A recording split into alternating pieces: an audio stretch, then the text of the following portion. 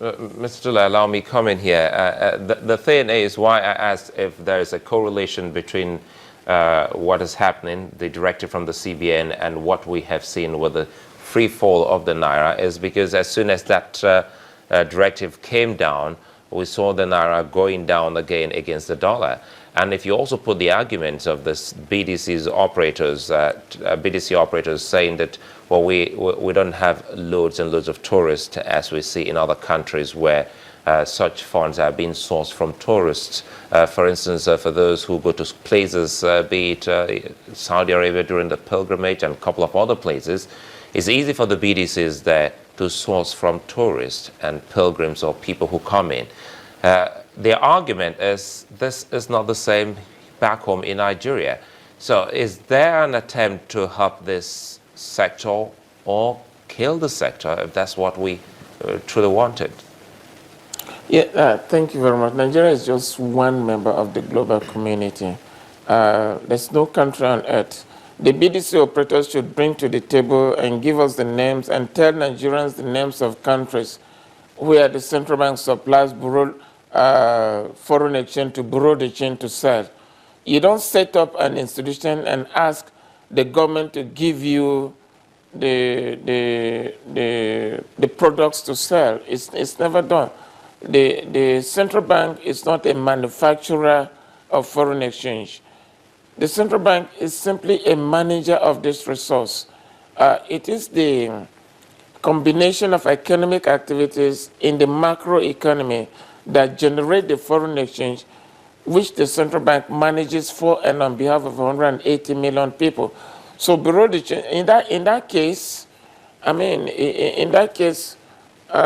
all businesses in the country should demand that the government should supply them with the products to sell, if that's the argument they are putting forward. It is not every country that is a Saudi Arabia that have a lot of tourists. There are countries that have no tourism potential at all. Yet they have BDCs, and the BDCs know how they are looking for foreign exchange. That's why you have autonomous sources. You have autonomous sources of foreign exchange, and BDCs have been accessing the autonomous sources of foreign exchange. And the question is, before Professor Soludo gave them access to the official window, where were they sourcing the foreign exchange to carry out their business? I think it is unfair to Nigerians for the BDCs to begin to continue making this argument and unfairly depreciating the currency simply because the country is not earning sufficient oil and we cannot meet the needs of all users of foreign exchange at this time.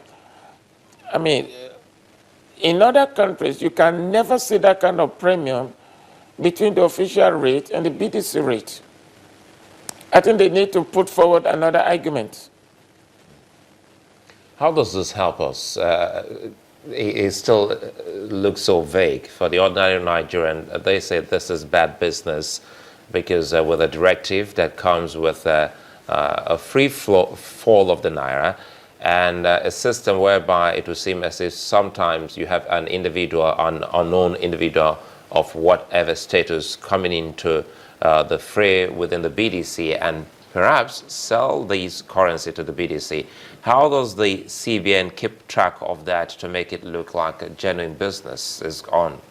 Let me repeat this. BDCs are supposed to provide very small, you're talking about $2,000, $1,000, maximum of $5,000 to end users, maximum per transaction. Now, if BDCs have gone to the extent of financing trade, that's completely outside the terms of their license.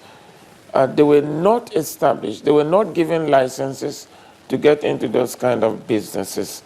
And we are also saying, if you listen to the address, the press release by the governor, it's very clear. The BDCs should address themselves to the issues raised by the central bank And again, what we are saying now is that the resources are not there. You have finished drinking the Coke. You have finished the liquid content. What you have now is the empty bottle. And you are saying, give us more Coke. I mean, unless you go to the factory. If you don't go to the factory, you don't go and buy another bottle of Coke. The bottle of Coke is exhausted. We are telling BDCs and users of foreign exchange that the foreign exchange that we have now is restricted for the key requirements of the economy. We are looking at financing of letters of credit. We are looking at the importation of raw materials. We are looking at the importation of petroleum products. And of course, as the governor did say, we're looking at how to assist Nigerians pay the school fees of their children that are overseas. I think we'll get into we'll get in the picture here. Excuse me, just let me come in, Mr. Tulik. BTA or PTA. Let's see how we can proffer some solutions and make this very comfortable with some Nigerians. If you say the BDCs should source for their currencies elsewhere other than the CBN, will this help? How can this policy or directive help the economy with the attendant effect of the Naira losing ground against the dollar? What we are saying is the price of oil has dropped from 140 to maybe 26 or 37. We are talking about earnings. If BDC operators have businesses that they can manufacture and export and bring in foreign exchange to this country, that would increase the supply of foreign exchange for the economy. Before they were allowed access to the official window of foreign exchange, how were they funding their business? Why would they think that simply because the country is no longer in a position to meet their needs or to supply them with foreign exchange, they would simply hold the country to ransom by unnecessarily depreciating the currency? It has no relationship to the value of the naira. Are they holding the nation to ransom? What we are seeing has no relationship to the value of the currency.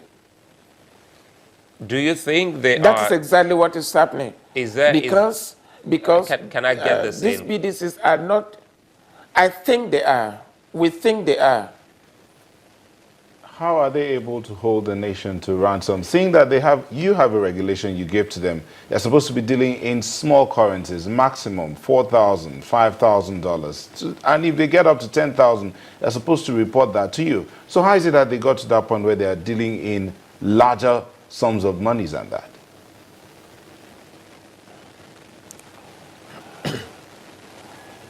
The Central Bank of Nigeria is not the financial intelligence unit. There are agencies of government that have responsibility. We have our responsibility for also looking at the books of these institutions.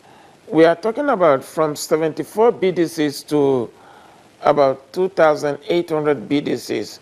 I mean, the terms of licenses a BDC or a bank in the country are open and are there. Whoever meets those conditions can come and get a license.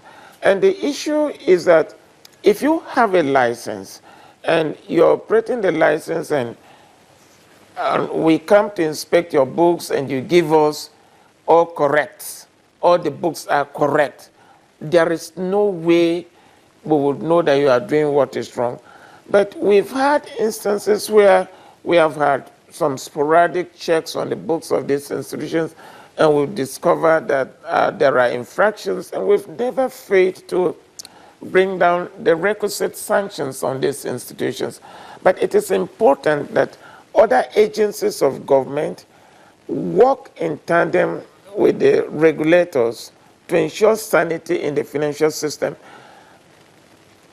It is the same. It's the same kind of thing that produced the global financial crisis. So it's not the first time that we're having this kind of issues, not only in this country, but even globally. So I do think that all that we need to do is work together. It is not a blame game. It's not an opportunity to blame who is failing and who is not failing. But it is imperative that at any particular time, we do not have another country.